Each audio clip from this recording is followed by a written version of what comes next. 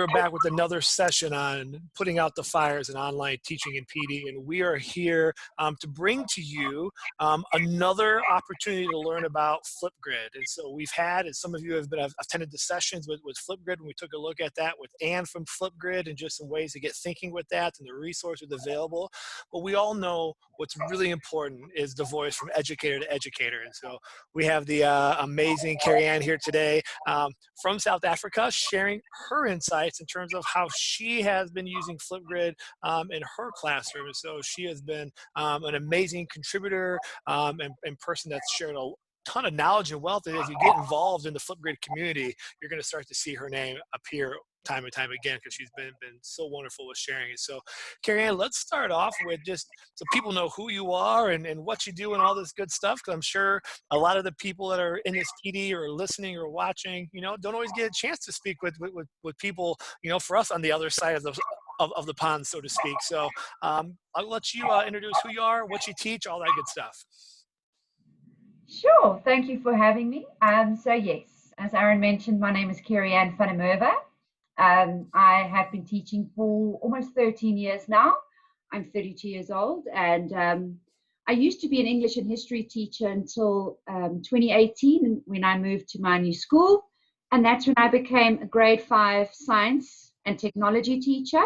So that's your 11-year-olds turning 11, and then as of this year, before COVID hit, I was also teaching my 3-year-olds to 13-year-olds ICT, STEM, and Minecraft, robotics, all the cool stuff.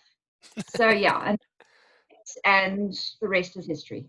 Yeah, so I know that you use a wealth of tools, and I know Flipgrid is one that you love, just because I'm always seeing your name coming through within the different chats and social media places. And so let's just start with that. As you've used Flipgrid, and I know you use it all the time for lots of things, why is it from an educator to educator, why is it such a wonderful tool for educators to consider using?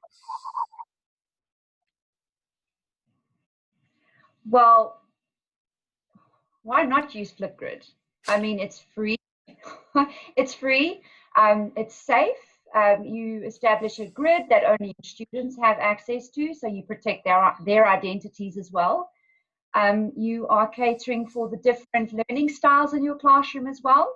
For instance, there's children that can't really they don't fare well in written assessment, and they're better at verbalizing. So, I mean, for assessment, it caters to all learning styles, and it's fun.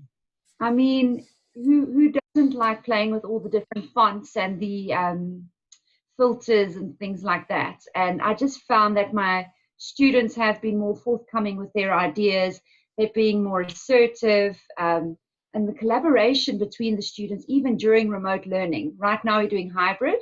So I've got the schools at 85% capacity back at school, full-time, Monday to Friday.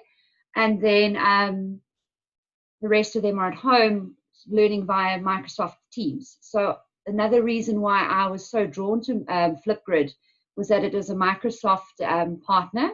So I started exploring that last year, and it embeds so easily, and the kids just have taken to it so much. So I've just run with it. And we're having fun along the way, from national well-being check-ins to assessments to just messing around, just having fun with enrichment activities to do with the lesson content. And it embeds into Wakelet. So very versatile. You use it in a number of ways. Yeah, so you mentioned the hybrid, and I know a lot of educators are either in hybrid or they're online all the way. And so how have you structured that? Because I think as a lot of educators, they're to a point in the school year where they're ready to start exploring some new tools. They know what the actual issues are. I think at the beginning everything was an issue, but now as we've kind of getting into a routine a little bit, I'm not saying it's easier, but we're kind of getting a routine. How are you using Flipgrid in the hybrid approach? Because I think that strategy or that structure is one for, as people are learning new tools, that part isn't quite there yet. Totally. I'll be honest with you, whether it was remote learning or even hybrid learning now, I think the number one thing is keep it simple. The way you present the content, whether it's linked within the grid topic itself, when you link in your various resources, just keep it simple. And be very clear in what you expect from the students. And what's also quite cool is that in the new update of Flipgrid, that the kids, it's almost like Instagram or Facebook where they can video message each other. My kids love that. So the children that are at home, they're having serious FOMO, you know, fear of missing out, that they're not at school. And I'm able to integrate the children at home effortlessly with the kids at school. So it's just keeping it simple, keeping it fresh, and allowing for different assessment opportunities for the students, especially for those that do struggle a bit with like completing a form or completing a worksheet. And I just feel that in this day and age, it's just so redundant to stick to the traditional approach of teacher being the person that's the sole, example or the sole person that gives the knowledge. Why not just pose it like I do? I say to the kids, this is what I want to know, go and find it and teach me. And it's just the amount of growth, it's been so refreshing to see. And despite the difficult times, how close it's also brought us together. Do you know what I mean? Yeah, yeah. And it's been amazing with my 11-year-olds. I can't wait to get back into robotics and all the good stuff. But in terms of our science classroom with using Flipgrid, we have continued to learn despite the pandemic, especially in hard lockdown when we had that back in between March and August, July. It was really hard, but we've grown together as a community, and Flipgrid has helped us to do that. Yeah. So we've talked assessment, and I know that's one of the things that a lot of educators are trying to figure out is just some different assessment techniques or strategies, especially as we think about hybrid and online. And so can you give some examples of how you've been using Flipgrid for assessment? Because I think it's one thing to go, yeah, I can use Flipgrid for assessment. And then you sit there and go, okay, well, actually, how do I do this? I know in the session that we had with Ann, you know, we talked about the video moderation and being able to turn that off so the kids can't see all the answers, you know, and then eventually if you needed to, you can always turn that back on and have conversation about different solutions. Yes, But exactly. what are some other things, you know, so as you're in your classroom, how are you using Flipgrid for assessment? So I'm very big into collaborative learning. I just feel that it allows for more meaningful learning, and the kids can grow from it in more ways than one. So I like being creative, and sometimes I visit the Educator's dashboard to see what other people have done. But my most successful one to date was where we were learning about the life cycle of flowering plants. And I got the children to rap about it, funny enough. And the best content ever came through. And it was during hard lockdown as well. So you saw a lot of parents and brothers and sisters getting involved to be hype men and women. And it was great. So I just basically set the topic up. I had a Wakelet collection of resources about what we had discussed during our online lesson. I linked that in. They got hold of it, no problem, and then they got on with it. And yes, needless to say, even the most quietest student had the most to say, and it was really refreshing. And they're also very, very comfortable with looking at I love rubrics. I don't know why. And a lot of the time, I get the students to help me design them. They take ownership of the learning, and that's really cool. So yeah, I've marked it with a rubric. Everyone knew what was going on, and the best content came out, and we had fun. And then once I switched the moderation off, and everyone could give each other vibes and talk to each other about it, it was really cool.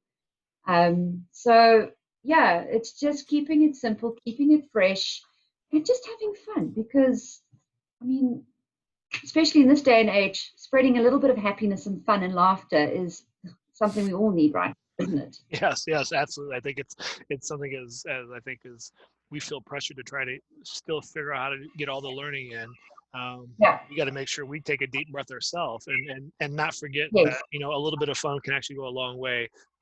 Because if we're feeling the pressure and anxiety, we know the students are feeling it as well. They may process it different, but they're Mhm. feeling the same kind of emotions. And so, you were also talking earlier about integrating it with Wakelet, and we've actually spent some time Mm. exploring Wakelet. We're actually also exploring Pear Deck, and we know that Flipgrid integrates into Oh, that. that's cool. So I'm just curious too if you could talk a little bit about that in terms of why that integration is helpful. Did you have to teach a lot of your students of how that worked? Did they actually kind of pick it up? Because I think that's another struggle that a lot of teachers are facing is the balance of how much are we spending time teaching a tool versus teaching the standards that we have to get across too. Mm. I know that there's a fine balance as time is limited more than ever before.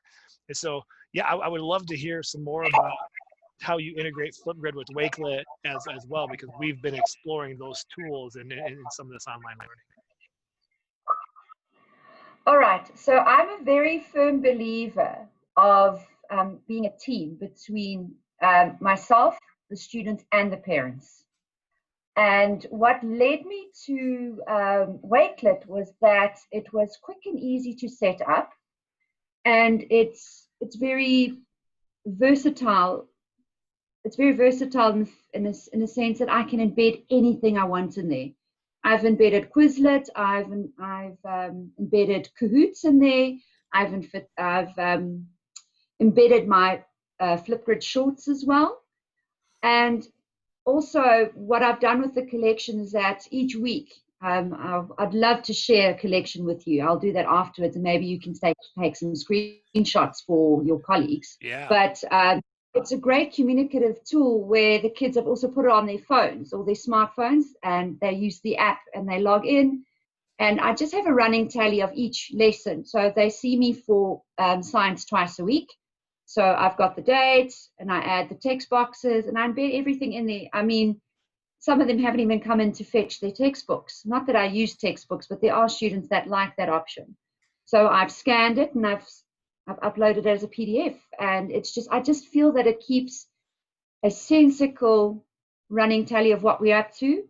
But also I've kicked it up a notch where I've opened up Wakelet collections with kids and we've collaborated on it. We've just finished collaborative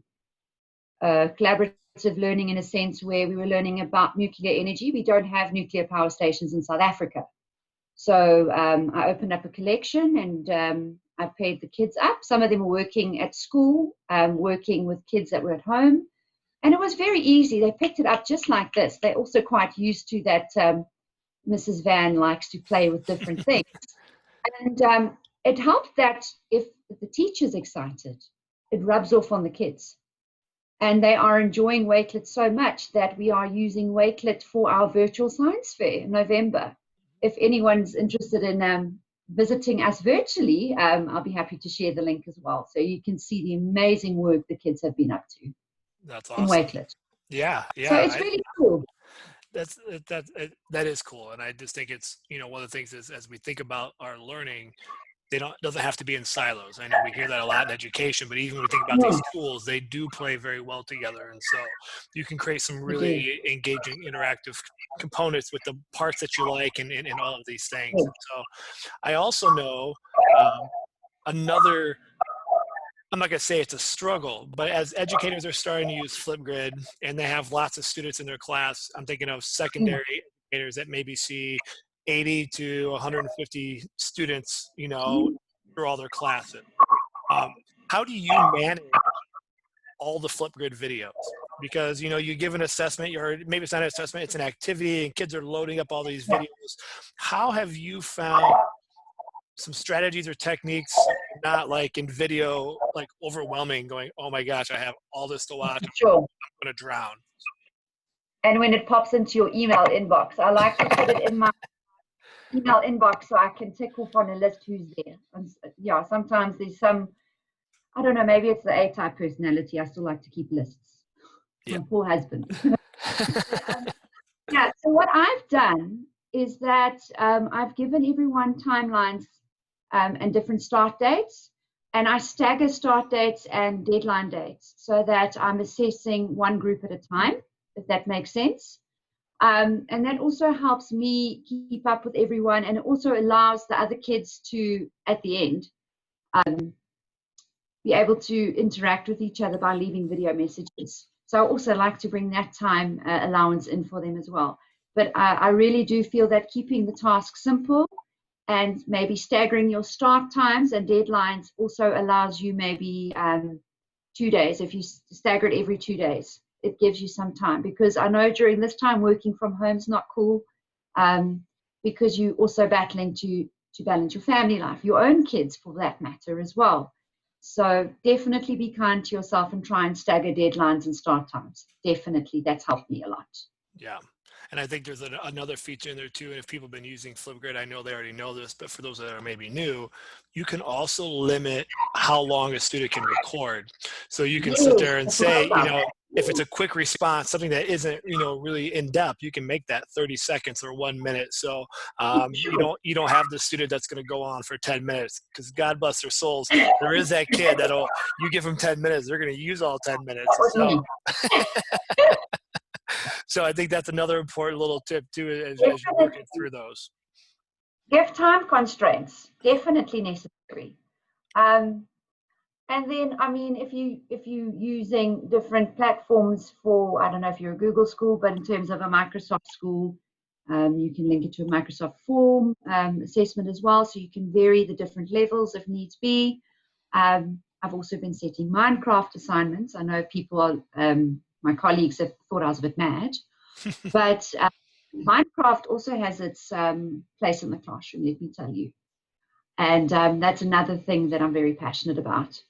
And I've been able to do it, believe it or not, even with the kids stuck at home. I have a child trying to build a hydrogen generator in Minecraft. I said to her, you might know more than me. I'm still, I'd say I'm mediocre right now, but she's on another level. So I'm not going to cut her off there. So I've been even using Minecraft during remote learning and hybrid learning. So it's also doable. But what teachers all need to remember is that you guys need to come up with the decision of what works for you. Don't put your fingers in too many pies. Choose maybe 1 or 2 or 3 at a push that you quite enjoy and run with it. It's just very important to also be kind to yourselves, where you're not working endlessly, and then also your mental well-being, especially during this time, gets jeopardized, and you can't be your best wife or your best, the best wife, mom, and teacher. And just, it's been hard. I've been there. Yeah, I've just come out of that dark period. It's hard. Yeah, I think that's really important. So as we are exploring these tools and we are exploring this new learning, and we are trying to push the boundaries while also trying to keep our sanity and mental well-being, is also remembering you don't have to do all the things at once. Just tiny little steps, and take one little nudge and move here, and then when you're ready for something else, take it on. And it doesn't have to be all right now, which I think we put a pressure on ourselves in education, especially the educators that I know. Put a pressure on ourselves to always try to be cutting edge, and sometimes taking a step back can make us more cutting edge than trying to find the next thing that's out there on the market. For sure. So that's what I have identified. I started with Flipgrid, and then I moved on to, I actually technically started with Minecraft first. Then I moved on to Flipgrid, and then I became a grid guide, the first one in South Africa. That was earlier this year. And then even around that time, I started playing with Wakelet. I started playing with Wakelet in January this year, and then in March, I became an ambassador. But like I said, those 3 platforms are the ones that spoke to me the most. And then recently, I discovered Kahoot, and that's been like my new go-to, and the kids are really enjoying it. So now I've been able to extend myself to a 4th.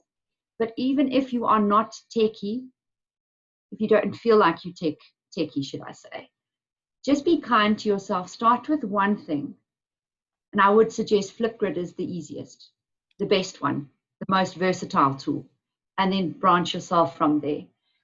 If anyone is interested in Wakelet, collaborating in Wakelet, I'm also there. I'm really happy to branch out and help people across the pond.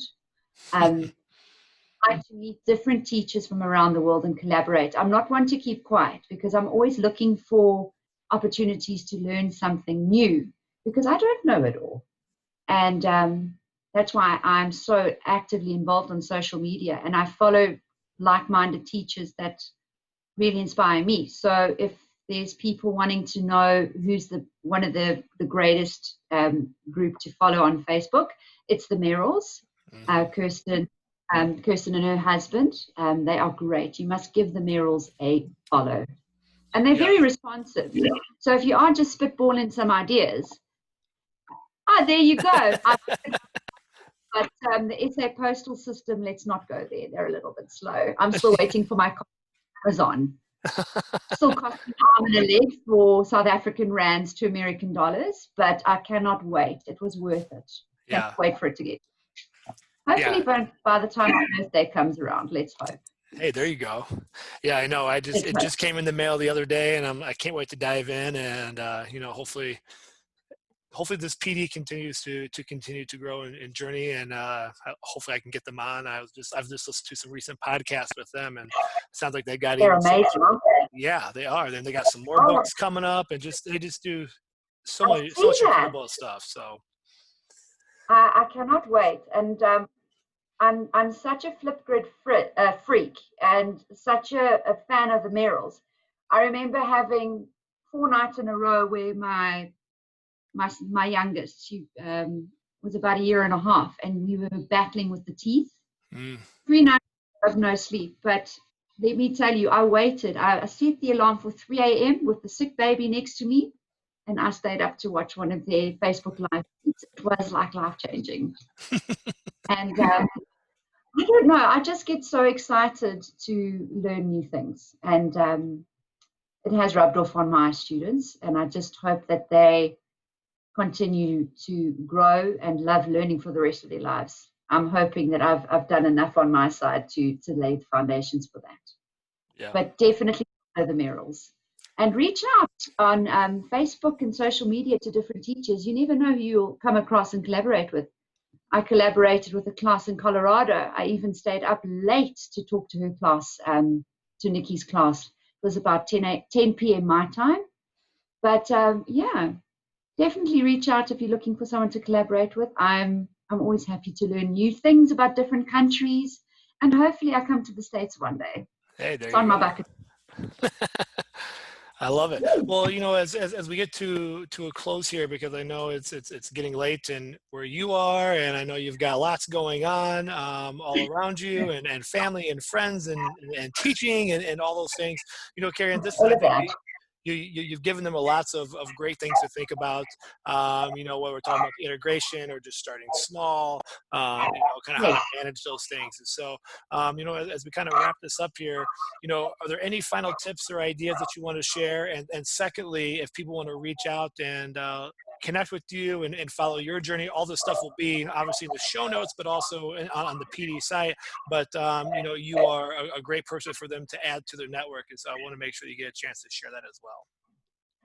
For sure. So I'm on Instagram as Techie Teacher ZA, and I'm also on Twitter as Mrs. K VDM. I am a Microsoft certified educator, but I'm also open to any Apple teachers. I'm actually learning about the Apple iPad this week. I've got 8 hours left. But yeah, if I could take away what I've learned in the last 6.5, 7 months, definitely keep it simple.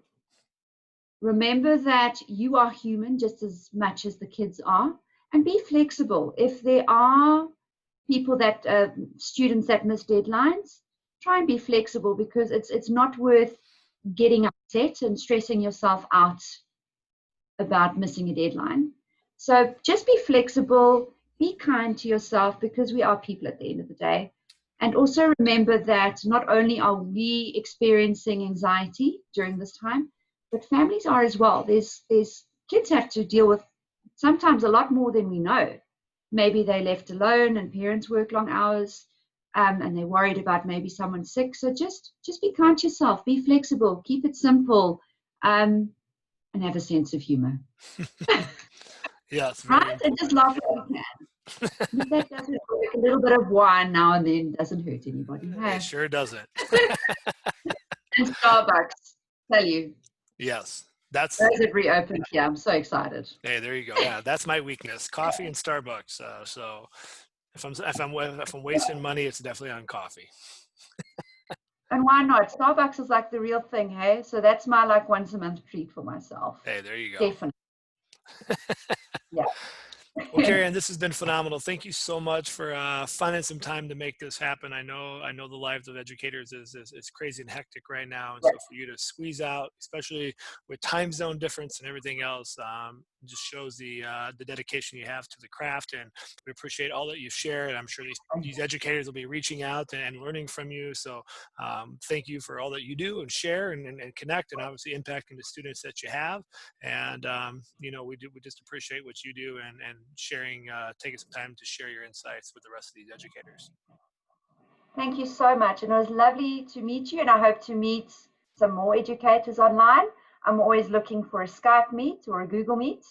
I just like affording opportunities to my students to learn something new and different. And sometimes it does help having another person's voice echoing what, I don't know what it is, I but know. it is. It's magical. Yep, absolutely. Well, thank you so much.